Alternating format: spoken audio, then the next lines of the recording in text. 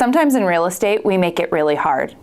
And we think that we need all of this fancy equipment or all these new ways, these shiny ways to go out and build a business worth having. What if I told you that it could be as simple as who you network with? Better yet, what if I told you that you could make $15 million from just picking up a basketball game, a game that you love?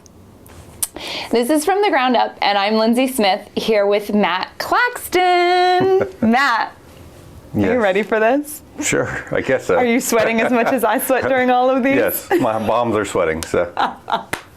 That's okay. So, let's talk. Let's talk about how you got started in real estate, because you've got some fun stories that I have learned a lot from. But let's talk about where it all came from and why real estate. So I went to Appalachian State. Should I say go app? Go app, there we go. I was a business major, and I knew I wanted to do something in business, but I didn't want to be in an office. I didn't want to be in a cubicle all day, every day. I wanted to get out and do things. That actually led me, which I just shared with you, to my first job with Perdue Chicken in Rockingham, North Carolina. While you were still in college or after college? So you graduated? I graduated, and graduated in December of '02, and then I went to live in Pinehurst and work in Rockingham in beginning of '03. And so it was actually a great job, great company. I was working in the factory, managing a line. I managed about 50 people, and I loved the work, but I kind of looked at the long term. It was going to be great money, but it was moving small town to small town, and the lifestyle is not what I ended up wanting. I think I was only there for like 6 months, and then decided to pack up, move to Charlotte without a job, and figure out what I was going to do here. And that's what led me to real estate. I started interviewing with all the banks. All my buddies were finance or accounting majors, so they all worked for the accounting firms or the banks. I had an IT major as well as a business management major, so there was a lot of IT jobs at banks at that time. Mm-hmm. It was funny though, I was bombing interviews, like bombing. They would ask you at the end, well, what makes you want to work here? And I'm like, I don't, I mean, I wasn't saying that, but I mean, you could probably tell in my face that that's what I didn't want to do it. So while I was doing those interviews, I was getting my real estate license. And once I got it, I said, hey, don't have anything right now. If I go bankrupt, there's nothing to lose. So this is the best time to try and go ahead and start a company. Throw caution to the wind and see what happens. That's right. So that's where the real estate career started in '03, beginning of '04. But why real estate? So I've always, again, back to wanted to be in business. Didn't want to be stuck in an office all day. I love helping people. I've always loved houses too. So from the time I was in a young age, just going through houses that were being built, walking through things, when my parents were looking for houses, very engaged in that process. So I'd always had a passion for it. I didn't know that I was going to use it. I was just getting a license really just to learn about it more. Mm-hmm. And so, yeah, I mean, it was the passion to help people and just in homes themselves, I guess. Okay. So you went, you got your license, and it was all like rainbows and daisies, right? It was so easy, and you went from bombing interviews to selling houses immediately? Yeah, of course. Of course that's how it went. No, I had a very, very slow start. I was 22, 23 years old. A lot of my sphere wasn't purchasing and selling yet. And so, and this is, before the time of any online leads or mm-hmm. anything like that. No Zillow, no Facebook even, which is, no social media. Well, when I talk to new brokers, I'm telling them, hey, when I got in the business, I was looking at like my buddies' spreadsheets from their weddings of like getting sphere of influence, and and I was looking through old yearbooks and things of that nature to like come up with my sphere of influence list. Like now you have social media to like go and figure out all of your list now.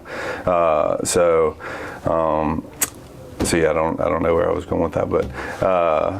It was all rainbows and sunshine and daisies. Yes. Yeah. So I mean, in my first year, I think I made $15,000. So I was with Allen Tate, great company.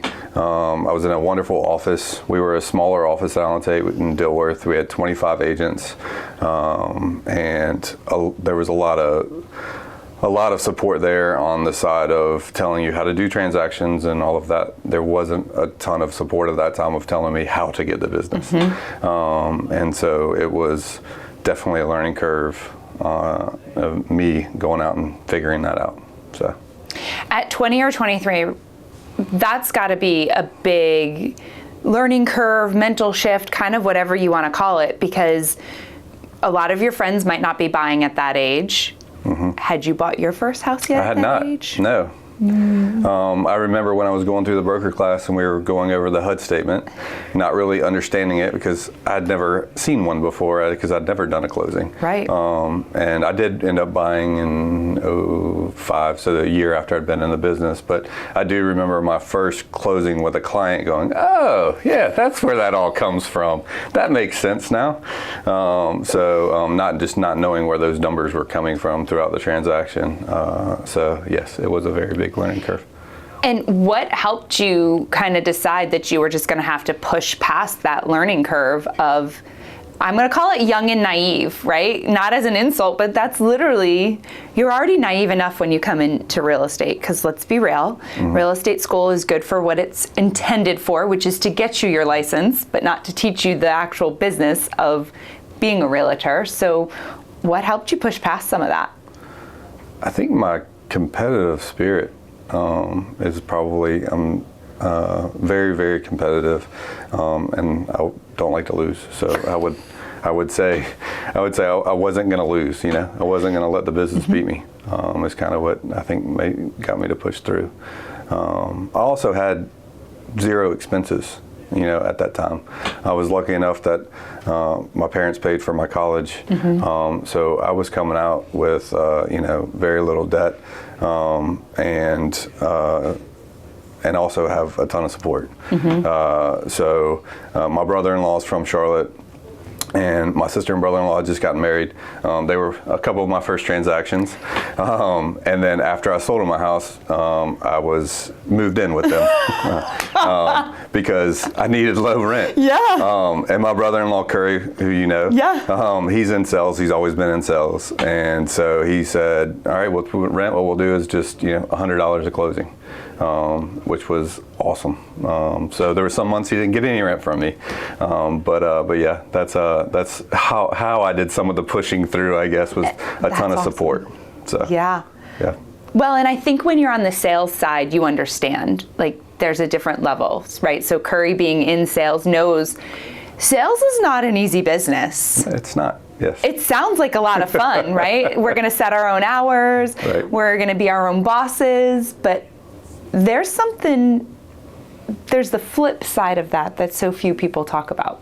For sure. But I think it's what pushes you along too. So I think it helps give that drive to get you going, right? Yeah.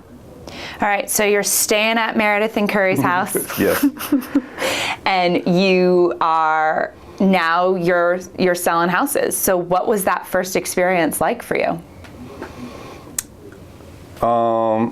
It was great. I really enjoyed, the process of helping people through getting there. A lot of my clients were first-time home buyers, so getting a ton of, getting people into real estate was fantastic. And then in that year is when I did purchase my first condo, and getting myself through that too was fantastic. I don't know. I guess what hooked me into this business forever. Right? Do you still own that first condo? I do. It is. It's up for rent right now. Do you want to tell everybody what the address is? I got an application this morning. We're good. Okay. And yeah, that's I love all aspects of real estate. So I love doing the property management side. My wife and I own a few rental properties now. We started with that one, obviously, but have kept going with that as well for the help. I don't know anything about the stock market. I don't know anything about any of that stuff. I know real estate, right. So that's where we choose to put our money. So.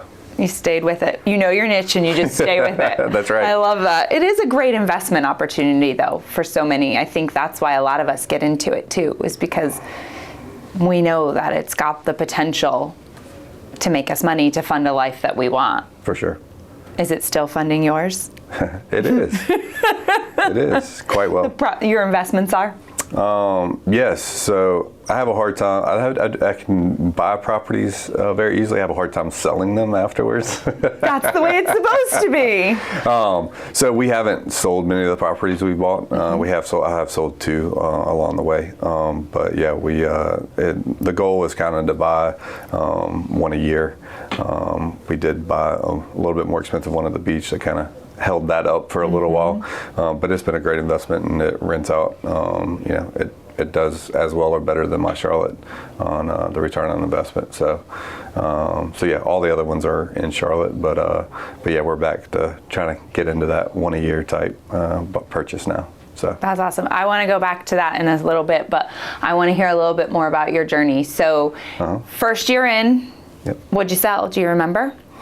How many units or your GCI, your volume? I just 20-something years ago now. So I know. I'll give you a pass on that. So I know I netted $15,000 in income.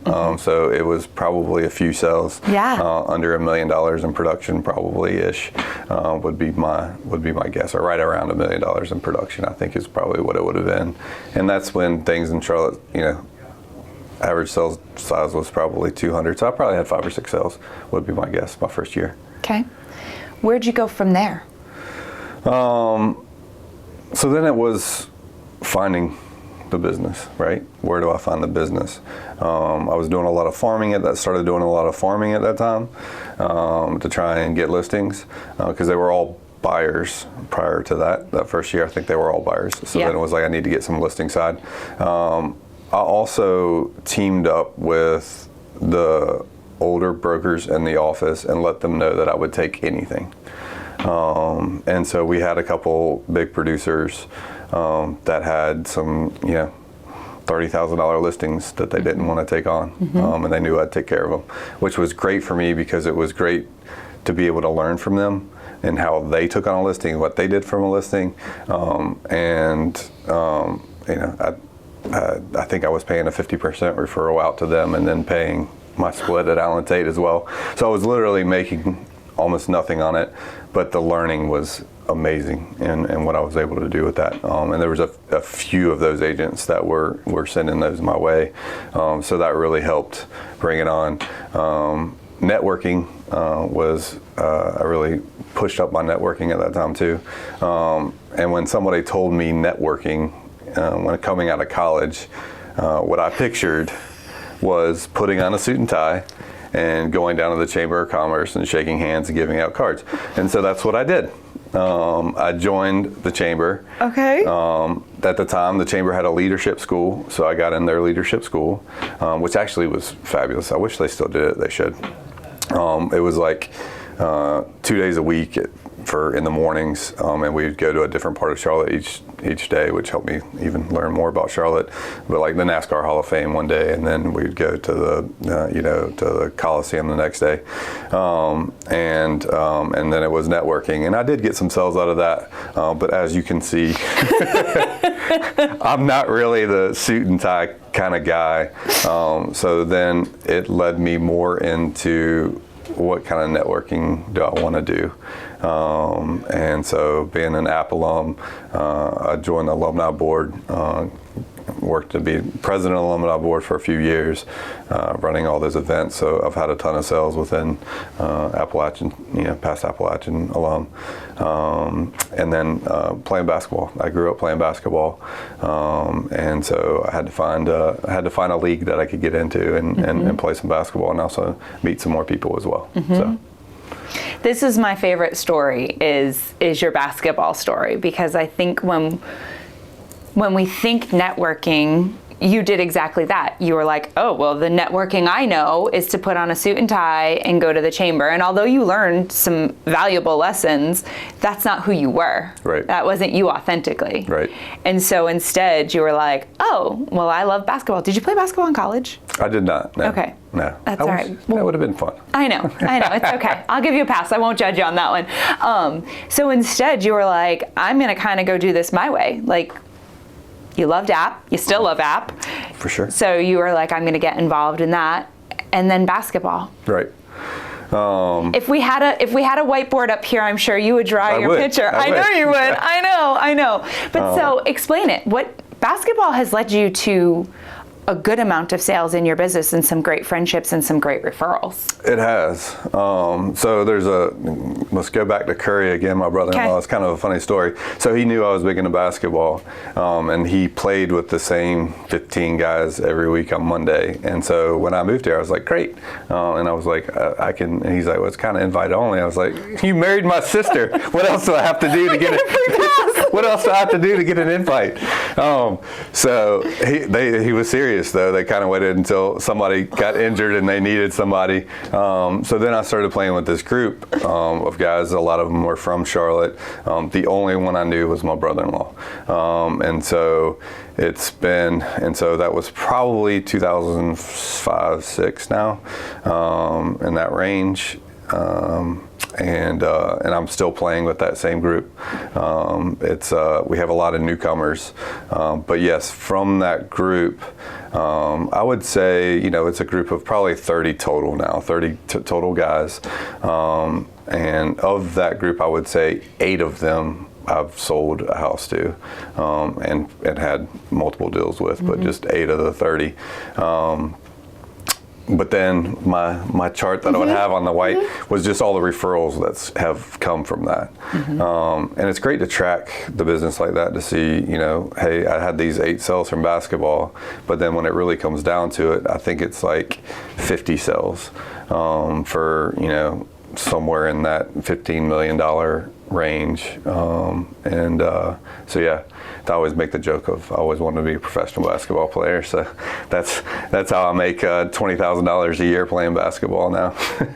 And that's why your wife is like, go ahead, you could go play basketball. Yes, as much as you want. Because it pays you, it doesn't, not the opposite, right? Right, yeah. So that you joined that league kind of right around a really tough economic time. So yeah, 06 was still great. 06, 07, 08 is the Charlotte market when we saw the big drop off. I was fortunate enough that 08 was a good year, and then 09 is when the market really started going down here. And I think it was the amount of time I did in the business, the things that I were really starting to work. We saw, half the real estate agents in the market drop out of the market at that time. Yeah. So I actually grew my business significantly in 09 and 10. I think from 08 to 09, I was almost doubled the amount of business I did. So. Why do you think that you were able to double during an economic downturn? Well, I think like I was saying, I think I had been doing the right things. Which is what? That led up to that. What's one right thing you felt like you did? Continuing to prospect, continuing to know the market better than anybody else. That's one thing when I go in, as I'm a broker in charge. As you know, I was your broker. You were my broker in charge. And so when I go in to speak at Superior and I'm talking to agents, I'm like, no matter where you go, you have to know the market. So there's a few things you have to know in real estate. You need to know the contracts, which We've got like, what, 10 of them? It's not that hard to know them. No, they do like to keep changing though. They do. But that's what, staying on top of that, staying on top of the changes, staying on top of, you know, what you're going to do with those changes, how you're going to present those to clients, I think is very important. I think that's what they expect out of us, and that's what we have to be the utmost professionals on. So knowing that forwards and backwards, and then knowing the market forwards and backwards. And so I think I was continuing to do those things correct. I knew the market, I felt like, better than anybody else. And I kept up with all the changes in real estate at that time too. As well as expanding on doing more networking, doing more farming, doing more open houses, doing more things to meet people. So to grow that sphere of influence. And were you still at Allen Tate during all of this? I was. So I made the move from Allen Tate to My Townhome in 2009. Okay. So yes, it was May of 09 is Okay. when I made that move. TJ brought me on as a broker in charge to run the Uptown office at that time. So now the last time you had managed anybody was back in Perdue when you were managing 50 people. Yes. Who are probably hourly employees. Correct. Now here comes a big shift and a big change. It was. It was very dramatic, and I felt very honored and very young as well. 28, 29 years old, coming in as a broker in charge role. And yes, I was coming to an office that TJ had already established. He had 10 agents out of that office at the time.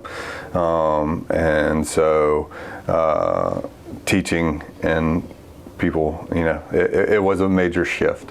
I like to joke because I felt like at that time at Allen Tate, I was answering a lot of questions for newbies and that thing. And so I felt like, hey, I've already maybe got some of this broker in charge under the wraps. I can answer these questions.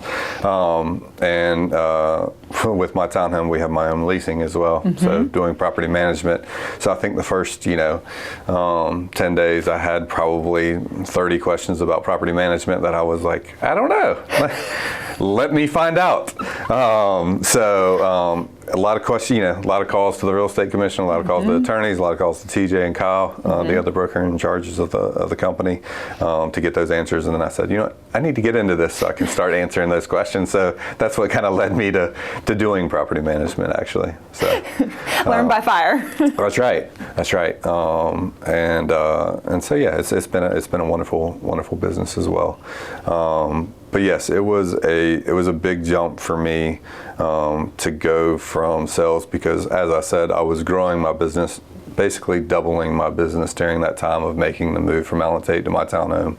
So doubling the business and also being a broker in charge for 10 people, and then starting property management. I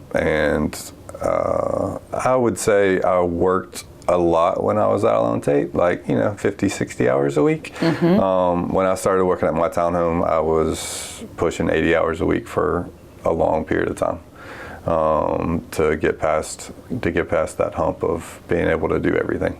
So there was definitely put in some good time those years, but it was worthwhile. I think that's what really pushed my career to the next level, was putting in that time in those years.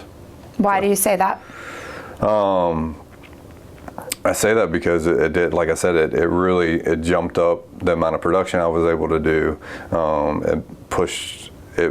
It made me push through many barriers of being able to be a manager. It pushed me into property management. So I think it made me be able to do all those things and handle all those things. Then it was figuring out the time of how do I do all of this and not have to do 80 hours a week after a while, which I've been able to do. Oh, good. So, yes. Yes. What did you implement that you finally learned that you were like, okay, if I just do this, then I know I don't have to put in those 80 hours? So there's a few things. Like I said, learning from other people is huge. And so I have so many great mentors that I wish I could name them all. TJ's been a great mentor working for him. And the first time that I was just truly overwhelmed, I came into his office and said, I don't think I can do this. And his response was, well, I do. I don't know why you can't. Which made me laugh. Well, there. But he could also see it in me, and he goes, you know what? Don't work this weekend. I'm going to pay for the Ritz for you and Kim to go take the weekend off. He goes, and then come back to me. I did that. I came back refreshed, but then I was more behind. And I was like, I still don't, and he goes, write down what you do every minute of the day. He goes, I know I'm adding another task to your already busy days, but write down everything, and then we're going to come back in our next meeting, and we'll grade each one of these of what you're doing. So prospecting time in front of clients, and then what are you working? What am I working on outside of those? The paperwork. What was spent? And I don't remember at the time what it was, but that drill or process in itself gets you to, one, not waste any time, because you don't want to write down that you're wasting time, right? But then it also helps you find those gaps of what can you outsource, and what can you not do, or what do you need to do, what's more important to be doing. So that was one big thing that at the time I did have the time. I was spending 80 hours to some things that didn't need to be done, or I was being repetitive with them. So small things of, not opening my email until I'd get my list done, and then doing my email after that. There were a lot of little changes that I made along the way with that. Do you still implement a lot of those today? I do. I sure do. And as a matter of fact, I know, because I mean, we all know in this business, there's times where you're not as busy, and then there's times when you get crazy, right? Yeah. And so I actually add that step in when I get crazy, is I track my days, and say, all right, what am I not doing? Who do I need to send this out to? Have I been opening emails and not responding to them, and then reading them twice? And I need to quit doing that too. So then there's certain things that I can't fall, you fall back into those bad habits sometimes. But then when I get busy, I tend to be able to get out of them as well.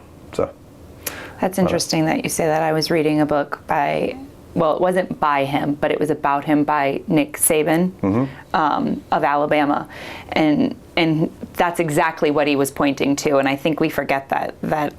Oh, it's not a big deal to read an email twice, but right. Some of these emails are books in themselves, and you are reading them, and then you're like, wait, now I got to stop and go back and refocus. And in his leadership book, he was saying how we have to stop doing that. We seem to think that, it's simple, it's small, but it actually is a time sucker that we don't realize. So that was really interesting and then to hear you say it too, because most people are like, oh, I'm just reading an email twice. It lives in your mind a lot longer. Right, it does. Especially if you don't do it. If you don't do anything with it, then you think about it until you do something with it. So I try and make it my goal of, delete, reply, or send to someone else, outsource it to someone.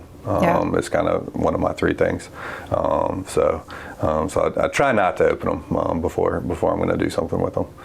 And my other exercise is that I don't open my email in the morning, which helps as well. So when I get into the office, I take out my legal pad and I write down everything that I have to accomplish for the day, and then I prioritize that list. And then after I prioritize that list, I say, all right, what do I have to knock out before I look at anything else? So then I knock out those top things, or the things that I'm not looking forward to doing, because I think that also helps to knock out the one that I'm not looking forward to doing. Get that out of the way, because then it's also something that's on your mind that kind of wastes time. So I take care of those things, and then I go to my email, figure out, and text messages or whatever, and figure out what else I need to add to that list and readjust and everything. But I think that that's a really big time saver as well. So. That is a big one. So you go to TJ, you say, okay, overwhelmed, you take a weekend off, you come back, you feel a little bit more overwhelmed, you do the process of prioritizing what your day looks like. And magically you just went to 40 weeks then? No, of course not. No, I think it did help. I mean, I think it brought me down back to a little bit more manageable, maybe 60 to 70 hours a week type thing. But then it gradually went back up again. And then I will go back to TJ. That's when he encouraged me to hire a buyer's agent. So when I went to my townhome, I had an office manager assistant in that role 40 hours a week. But when it got to the point that the two of us couldn't handle everything, then it was time to hire a buyer's agent, which I've had one of. I know. Jordan, and she's fantastic, and she takes care of all of my buyers quite well, and many other things in my life actually. So she's been fantastic. So let's talk about that first hire, because a lot of people don't. We are typically quick to hire, slow to fire the wrong person. But you really hired, I mean, she's been with you for how long now? She came on when Kate was a baby, and Kate is 9. So almost 9 years. Yeah. So what were you looking for when you were hiring your first buyer's agent? Like, did you, No, I was looking for me. Yeah, I mean, I wanted somebody that could be me when I wasn't there, is what I was looking for, and somebody that was willing to hustle and work hard. And so that's exactly what I was looking for. And I am pretty particular. And Jordan would probably tell you I'm even more, would say more so than that.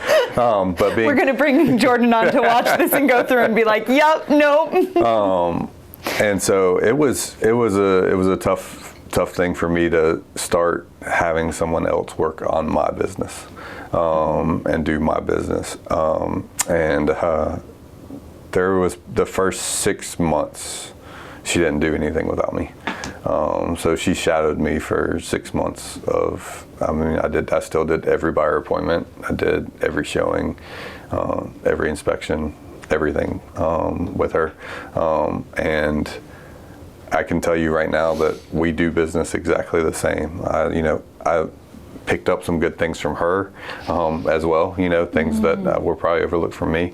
But I almost feel like if Jordan sent you an email from my email today, that you may not even know it was not me. Most people would. I'm pretty sure she sent me some emails back in the day that were your line signatures, but that's okay. But I'm saying I think she it's that she can do it that well. She doesn't have access to my email, but she could. And we're still copied on a lot of things, and I would never change anything that she does these days. So it's fantastic to be able to have that trust level in someone that works for you, that does it to the right, everything right. So.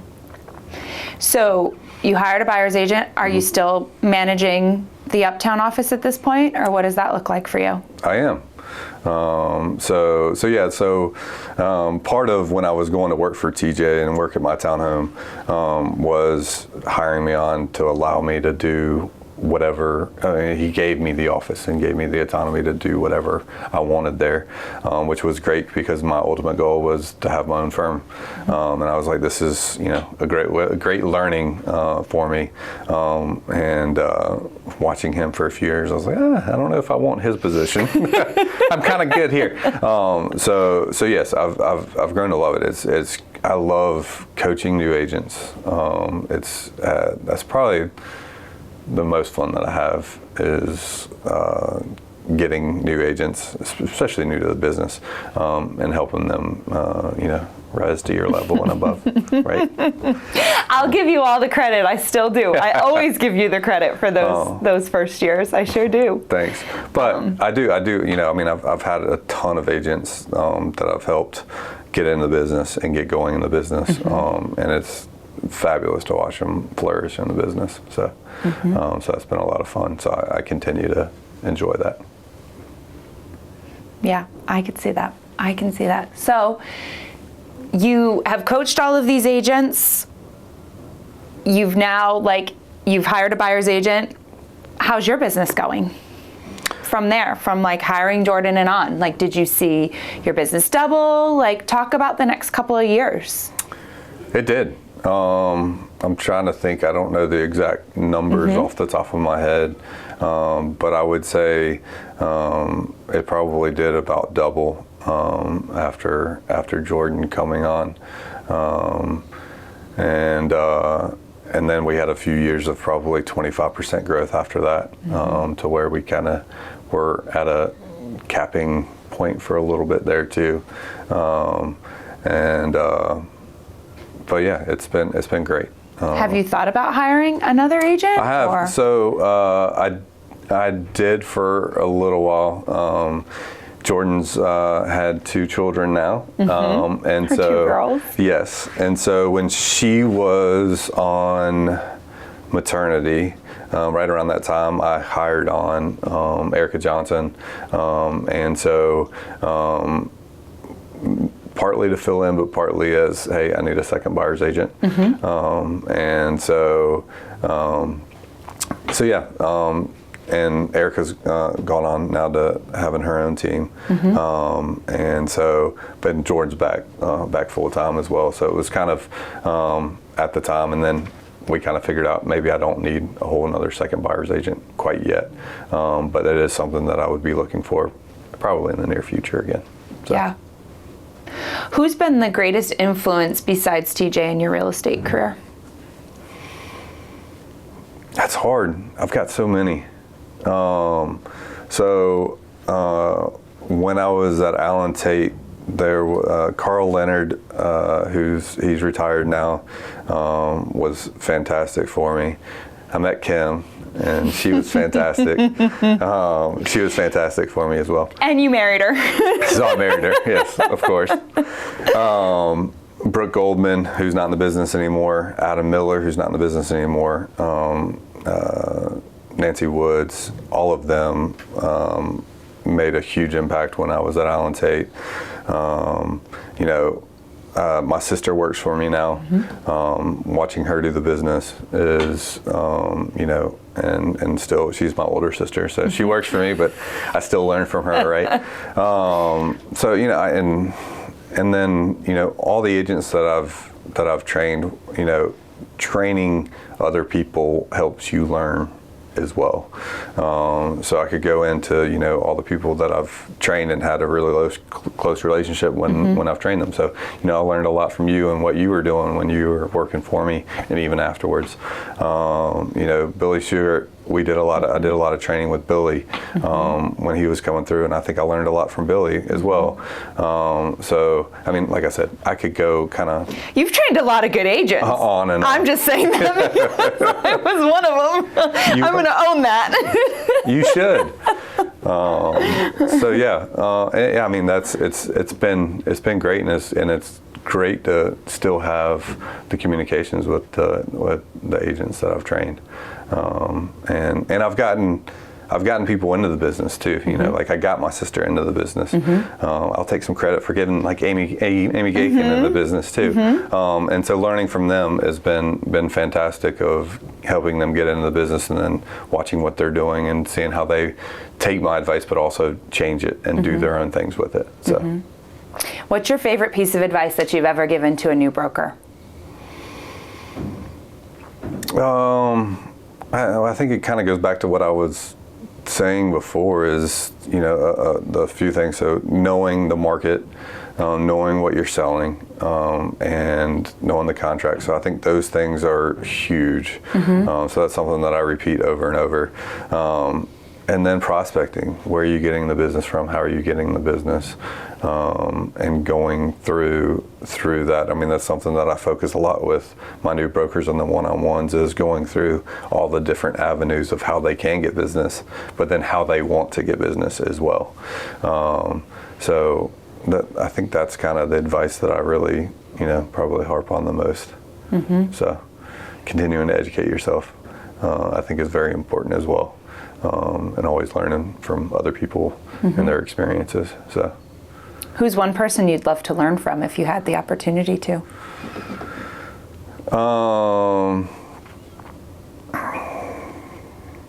That's a great question. I think I'll have to get back to you on that one. That's okay. I've read so many books in the past couple of years that there's quite a few authors that I think that I would love to learn from. One of my good buddies is Matt Perry too. He actually first came to mind when you said that. I don't. Are you still learning from Matt? Let's call him out. I am. Let's talk about Matt Perry. I told you the story on the phone, I think, of I was in the business before he was, and he was in new home sales, and he called me up and said, hey, I'm getting into general brokerage in Raleigh. Can I drive down to Charlotte, take you out to lunch, get your business plan, all that kind of stuff? He did that. And I think this was, I don't know what year it was, we'd have to ask him. But I think I was doing, $8 million in production around the time. And so he came down, we had a great lunch. He was like this great business plan to start from and everything. He went back, started the Perry Group, and let's fast forward, I don't know, 3 years maybe, not even. And he had done like 50 million in sales, and I think I had, gone up to 10 or 11, 12 in that range. So I call him up and I go, hey Matt, can I drive up to Raleigh, take you out to lunch, and you can tell me your business plan. Which I'm lucky enough that we have a couple trips that we always take every year together, and we still get to see him, so I still do, learn from him every year for sure. Surprised with you being App and him being State that you guys are still such great friends. Of course. So. And now his team did about $90 million last year. They did. This is fantastic. Yeah. You and him are very similar in your personalities, though, in that you love working with newer people and really training them and helping them to become the best that they can be in the business. Yeah, I can imagine working with him would be fantastic, and that he really enjoys teaching. He came from a teaching position, which I've found are some of the best realtors out there, past teachers. Yes. Not saying I'm the best, just saying that's where I came from. Yeah. But you talk, Perry did, you did, Jennifer Vick was a previous teacher, my sister was a previous teacher. Some of the examples of great agents that I worked with that came from being a teacher. We grew up together, so I knew we were rival high schools, but I've known him since high school, so known him a long time. So can tell you many stories. Maybe off air. Maybe we'll bring him down and let's see what he has to say. No, I'm kidding. Of course. We should record one now so that we can show it to him. He'll be hanging out here in February. We could show him. Because he's still teaching. Yeah. He still loves to do that. Right. He still loves to travel and teach. I think that's one of his greatest passions. For sure. I think that's one of his greatest passions. So we're in 2025. You've been in the business now, what, 21 years? 21, 22 years, yep. Right around there. Yes. What's 2025 going to look like for you? 2025 is going to be a great year. 2024 was slow for me, it's funny. Both my wife and Jordan both say that whenever I'm talking to people, I blame it on them. Okay, don't blame it on me. No, I'm kidding. But really, Kim had kind of a slow year she's in new construction sales, and she didn't have any neighbors. She was closing some neighborhoods out the end of 23, so she didn't really have anything in 24. So she was taking her year off before she has another couple of projects coming up. Hey, let's go travel, let's go do this, let's go do that, let's go, and I was like, yeah, let's do all that. And we did, and it was fantastic. I've had a ton of family time. Jordan was also out with baby number 2. And so I think, taking the eye off the ball a little bit, the market, has a little bit of something to do with it, I think, as well. So the market slowed, and I slowed on what I should be doing and focusing on. I think I was like halfway through the year, and I was like, I might need to sell some real estate this year. It'd probably be a good idea. So then I did. I really it was probably more like 8 or 9 months into the year, really started putting the effort and everything back into it that I needed to be doing. And first quarter is already, it's out to a wonderful start. Yeah. So. And it's almost really done. No, I'm kidding. That's how we look at quarters here, right? Yeah. Like once you hit the first month, then quarter one is done. No, I'm kidding. Whatever you've got lined up. You're gonna travel more this year? Oh yeah, we've got some good travel planned this year. So where are you trying to go? So we are going to. I have a buddy getting married this year, so I'm going to Cabo for his bachelor party, and then we are going to Costa Rica for his wedding. Adults only? You taking the whole family? Adults. That'll be fun. Well, adult. Bachelor party's me only. Yes. But yeah, it's Kim and I just going to Costa Rica. But my family is going to Costa Rica for our beach trip this year because my nephew is graduating. So my mother said, "Hey, let's do a big beach trip this year." So I'm going to Costa Rica twice. And I think we're going to the Caymans for spring break as well. So that's gonna be fun. A lot of travel to beaches this year, which will be a lot of fun. That'll be wonderful. Yeah. That'll be awesome. What's your big personal goal this year? What are you committing to in 2025? Personal. I'm going to ask you professional too. Personal.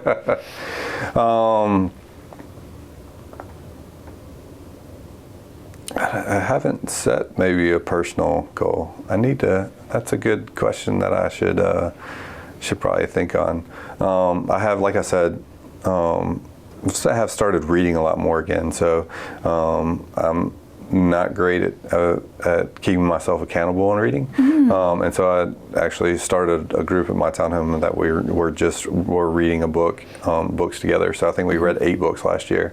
Wow. So I would say personally that's keeping on that, which we're reading one right now. Full Fee Agent is a great book. What's it called? The Full Fee Agent. I can't remember who wrote it. Voss, maybe Chris Voss. But that's been great, and so I think continuing on that. Last year also, just focusing on getting back in shape and exercising more and all that was part of my last year, and trying to do that into this year too. I think I let a little of that get to the wayside besides playing basketball. So personally, I would say continuing to educate myself and read more, and then continuing to exercise, I would say, would be the other thing. So. We're being challenged right now in a group that I'm in, and we're reading 2 books a week. Oh, wow. A week. That's a lot. That's for 90 days. Gotcha. How's it going? Do you want a trick? So your brain can process a lot faster than you think. So I'm doing one of those 2 on audio because I can't keep up with it otherwise. So I'm listening to it. I have worked my way up, and I am at 1.7 speed instead of just 1. And your brain we actually don't process at a 1 speed on audiobooks. Right. We actually can go a lot faster. I don't know that I'll ever get up. One of the people that I'm in the group with is reading at like a 2 point something, and that just sounds like a Charlie Brown's teacher to me. Wah, wah, wah, wah. Yeah. But I'm working my way up, and it has actually been quite interesting. So I did just buy one of the books for this week to read. Like I wanted the actual book. Yeah. And then last week was the leadership skills of Nick Saban, which was so good that I actually want the book. Well, I'm going to have to add that to my list. You really should, especially as a leader. Yeah. I'm doing one outside of the reading with my group as well, audio-wise. And I am amazed of how quickly, I'm just listening to it while I walk the dog every day. And I'm amazed at how quickly I'm getting through the book. Yeah, and then I'm buying the ones that I think that I really want to like have the page, like know what it was, so that I don't forget. But that one was a great one. So what's your professional goal for 2025 then? Professional goal. You growing your team? What are you doing? You growing your team? You growing your business? So yeah, I mean, my top year was 26 million. I would like to try and beat that this year. I think it's a little bit of a lofty goal, but I think it's achievable. So my goal is to get over 26 million. I've been growing the property management. I manage about 80 properties right now, so I would like to grow that as well. I think another another 12. I don't want to grow it too quickly. So I think another 12 would probably be my goal for property management as well. You're a better person than I am. I don't know. I like the ones that I do, but I don't know that I would ever want to grow it to that big. Yeah. Well, it gets the, you got to have a lot of them, I think, to make it work. Yeah. I talked about Jordan. I've got Anna that's worked for me for 2 years that helps me with managing the office, but also helping with the property management. And she's fantastic. So I could not do it without her for sure. Yeah. So surrounding yourself with the right people has been the right leverage. Yes, for sure. I know. Yeah. But you did it right, Matt, because you knew the business, you knew what you needed, you knew kind of that avatar. We use that word a little loosely, but you knew who you needed it, and then that's what you went and hired. I think so. I think there was a lot of things that I kind of fell into in this business that I kind of had to learn it as I went. But yes, it's been fantastic to get those people, and luckily I've hired slow and hired the right people, I think, which has been key. Yeah, so. It is. I'm going to keep checking in on you. That's a big goal for this year. Yeah, it is. But I'm like cheering you on. I want to hear how successful you are in that number. Thanks. I appreciate it. Because that's quite spectacular. I do feel like if I hadn't have started in 24 prepping for it, I don't know that I could achieve it. But I feel like I can. So go get another basketball league. There we go. I'm gonna need maybe two. Maybe two of them. That'll hit all your goals. Yeah. Right? Yeah. Health and wellness and production. There we go. And production. That's all you need. Two more leagues. So 3 leagues, $26 million. That'll be perfect. Yeah. Thanks for coming out here with me. Well, thank you for having me. Yeah, it's been great. I couldn't imagine not having you on this, because it was because of you that my first couple of years were so unbelievably successful. You stepped out of church to answer a crazed call when I had no idea what I was doing in this business. Oh, you were fantastic, though. I mean, I use you as an example a lot in my training. I don't know that there was many people. I don't know that there's anybody that's ever worked for me that has gotten as much production done in their first year as you. What was your first year? Do you know the only reason I remember it is because I was up for Rookie of the Year, and I remember the girl who beat me. She's a fantastic agent, and I'm not going to say her name, and I'm not going to say what year I was up for Rookie of the Year, but I did 3 times her business. I will never forget that. I remember that. I remember talking to you about that. That wasn't a thorn in my side. I did 21 units my first year. Right. I hit that 3rd tier for my townhome. So what was that, $8 million my first year? Yep. Yeah. That's fantastic. That was crazy and wild.